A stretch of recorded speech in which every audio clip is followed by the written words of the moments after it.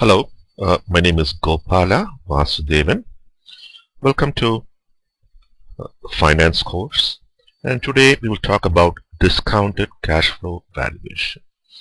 So in the previous chapter we talked about an introduction to the time value of money. So we talked about finding the present value of a single sum, finding the future value of a single sum. We also talked about finding the number of payments, finding the interest rate, and so on. So today we want to talk, expand that. We want to talk about finding the future value of multiple cash flows. So what happens when we have more than one cash flow? Be able to compute the present value of multiple cash flows. So we are talking about finding the present value and future value, not of a single sum, but a series of cash flows. Be able to compute loan payments. Be able to compute the interest rate on loan. Understand how interest rates are quoted, and understand how loans are amortized or paid off. So this chapter is perhaps more realistic. It talks about some of the things that we have to do on a daily life. Perhaps we buy a house. How do we compute the loan payments? How do we compute the interest rate? And how do you compute the amortization of a loan? The same thing for a car payment. Or if you want to talk about saving for retirement, how do you find the future value? Or how do you figure out the payments on a retirement plan? Okay, so here, future and present value of multiple cash flows, valuing level cash flows, annuities and perpetuities, comparing rates, the effect of compounding, loan types, and loan amortization. So these are what we want to cover. So let's talk about multiple cash flows, future value. Find the value in year 3 of each cash flow and add them together. So basically here what we have is, we have year 0. Okay, we want to find out the present value, and in year 1 we are getting $4,000. In year 2 we are getting $4,000. Year 3 we are getting $4,000, and in year 0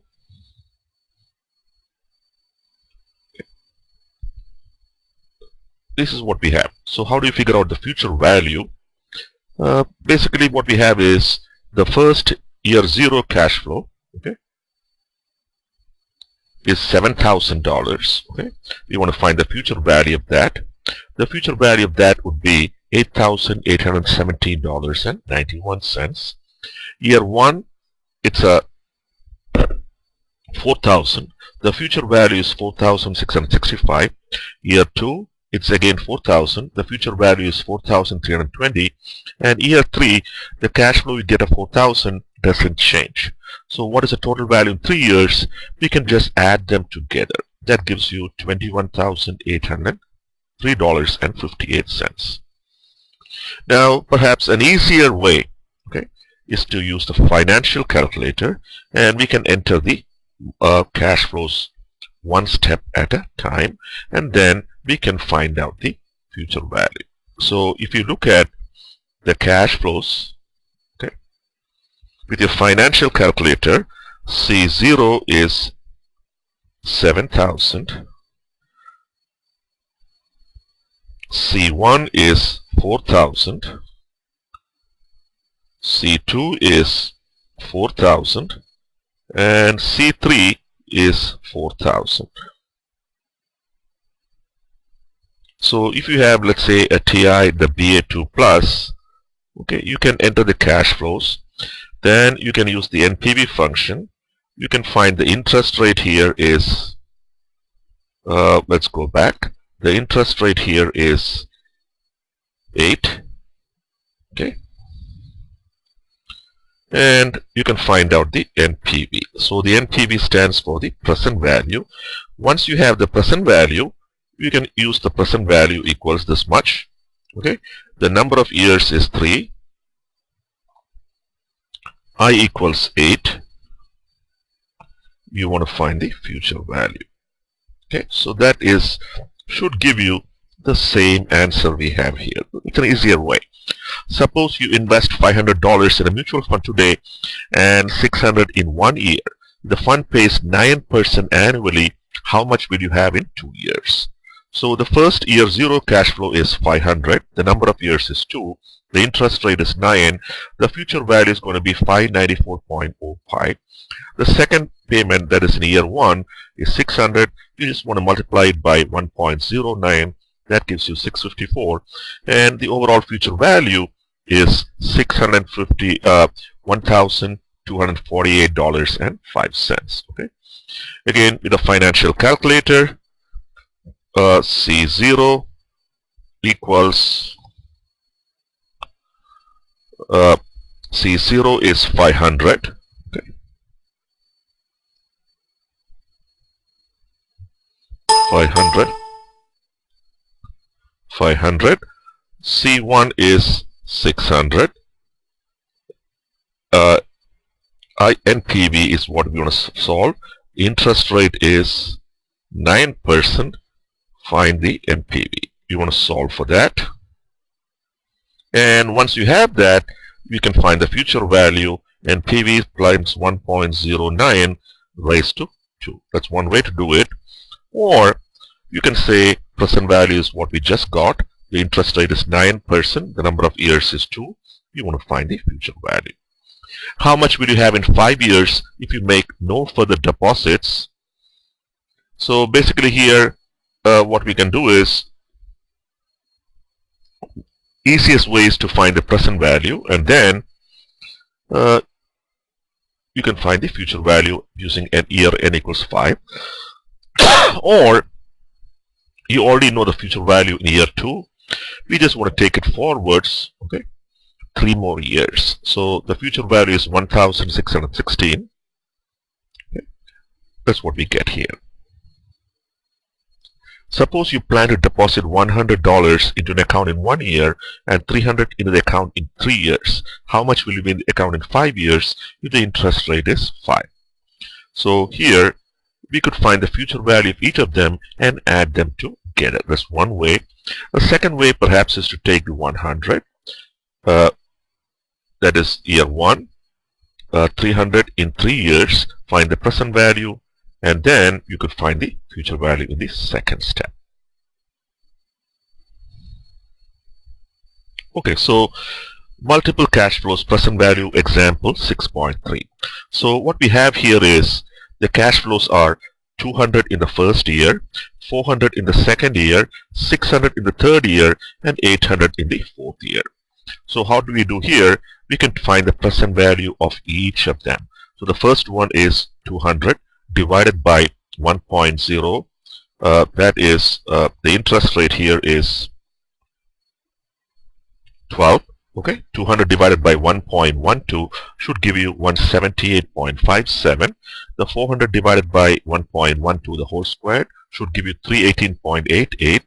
600 divided by 1.12, the whole raised to 3, that gives you 427.07. And the 800 divided by 1.12 raised to 4, that should give you 508.41. When we add them together, that gives you $1,432.93. Okay. Now, if you are using Excel, it might be a little bit easier. Okay. So let's look at this example here. In this example, what we have is consider the cash flows present in the table below. What is the value of the cash flows in year 5? So the cash flows are in year 1, you have 1,000. In year 2, that is 3,000. In year 3, that is 5,000. Year 4 is 7,000, and year 5 is 9,000. So what we do here is, the way they are doing it is they are taking, finding the future value, okay, of each payment, and then adding them together. Okay. So how do we do that?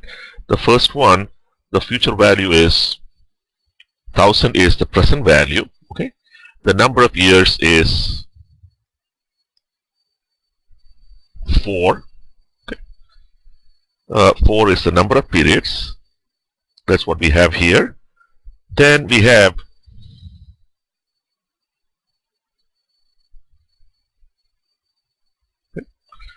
B3. The interest rate is 15%. 0 is the payment.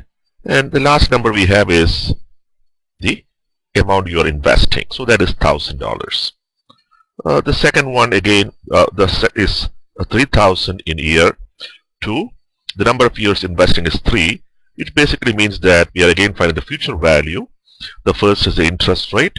The second number is the D7, so that stands for the number of years. The payment is 0, and C7, that stands for the amount. Okay, so what we're doing here is we are taking the future value, and when we find the future value, the first is the interest rate. The interest rate is 15% always. The second term is the number of periods. The number of periods is given in the second column. The third is the payment, and then we are talking about finding the present value. The present value here is for each one, it's given in the column C. So that way we can find the future value, and once we have that, we can add them together. That gives you the $29,974.13. So here I think there's a mistake. We are talking about finding the future value. So the total future value is $29,974.13. Multiple cash flows. Another example, you are considering an investment that will pay you $1,000 in 1 year, $2,000 in 2 years, and $3,000 in 3 years. If you want to earn 10% on your money, how much would you be willing to pay? So again, you're finding the future value. That's one way to do it. No, sorry, we are talking about finding the present value. And the reason why we are finding the present value is because we're talking about how much you are willing to pay. Payment usually means that in year 0, how much it is worth. Okay, so the first payment is $1,000. You're getting 1,000. The second one is 2,000. The third one is 3,000. So once you have that, the number of years is 1 for the first payment. The interest rate is 10. You can find the present value. Or you can just take the $1,000 divided by 1.10. That gives you 909.09. The second payment is 2,000. Again, you can divide that by 1.10 raised to 2. We raise it to 2 because it's 2 years. And the third one is in year 3. We raise it to 3 because it's 3 years. We add them together. The present value is $4,850.93. Like I told you before, it's a lot easier if you are using a financial calculator. And how do we do that? Press cash flow and enter the cash flows beginning with year 0. You would enter the enter sign for each cash flow, and then you want to use the arrow keys. Okay. Your broker calls you and tells you that he has this great investment opportunity. If you invest 100 today, you will receive 40 in 1 year and 75 in 2 years. If you require a 15% return on investments of this risk, should you take the investment? So if you look at this, CF0 is what you have to invest, and you receive $40 in 1 year. C01 is 40.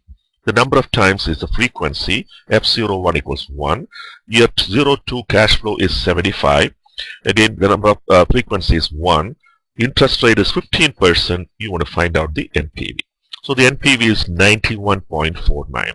So what we are saying here is that in finance, we typically say that the value of an investment is the present value of the future cash flows. And here, it's only worth $91.49. So you definitely don't want to take up this investment. Okay.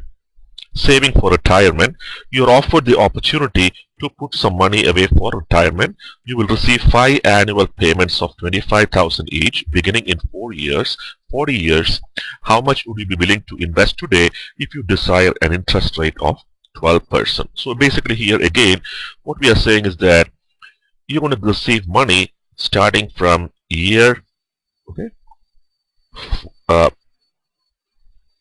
40, and the number of payments you receive is 5. Okay, so for the if you want to find out the present value, so how much it is worth is the present value of the future cash flows, and these are the payments in year 40, in year 41, 42, and 43, and finally 44. Okay, so CF0, the cash flow is 0 from year 0 to 39. So that's why we have CF0 equals 0, C01 equals 0, and the frequency is 39.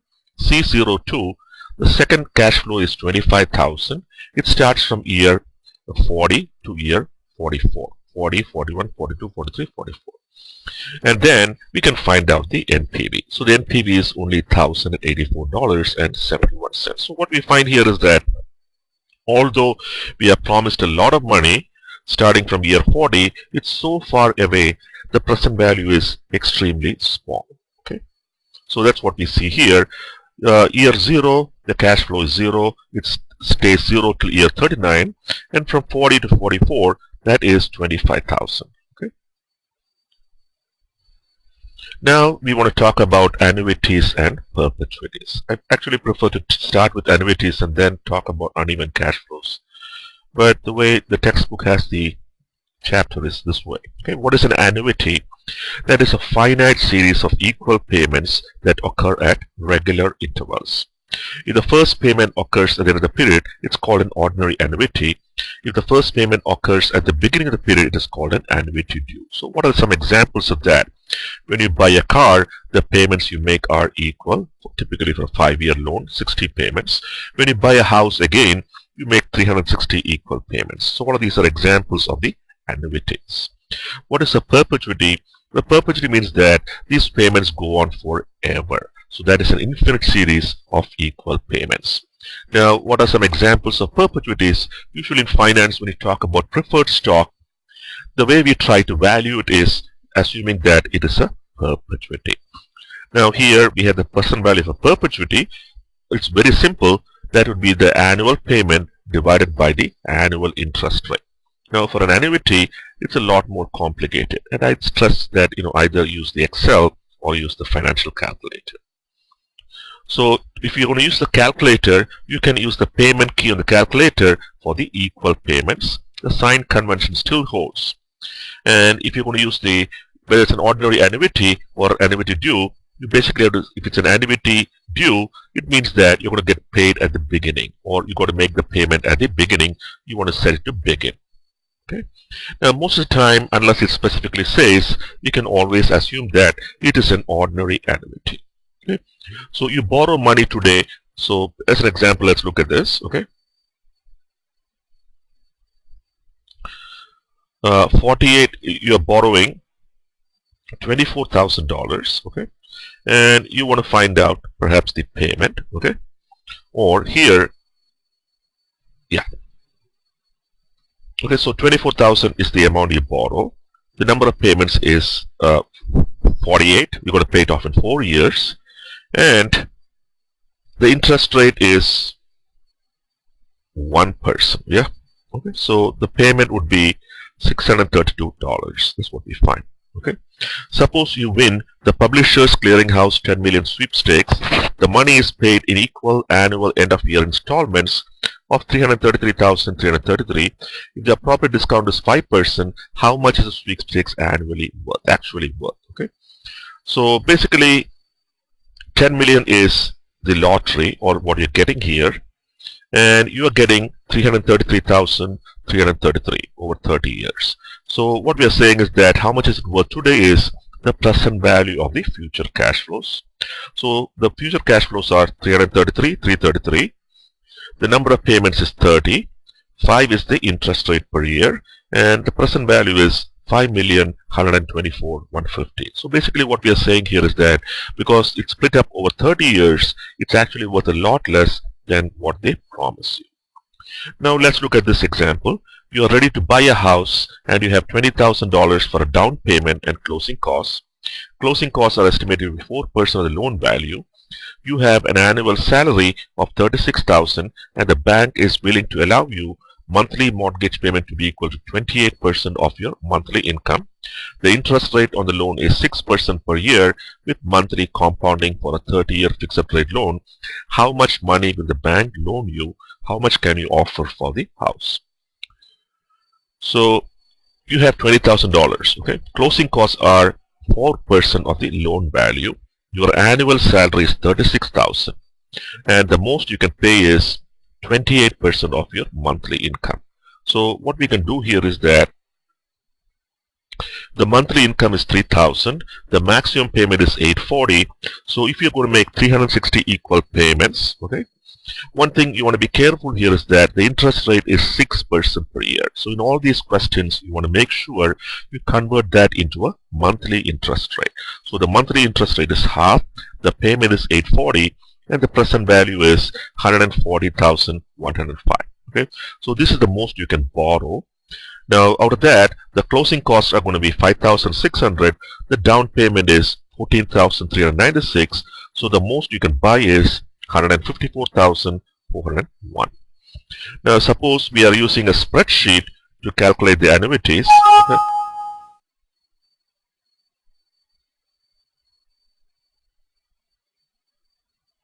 How do we do that?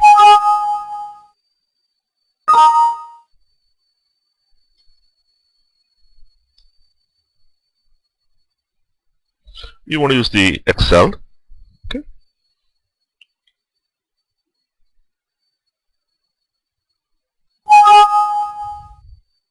To do that, okay.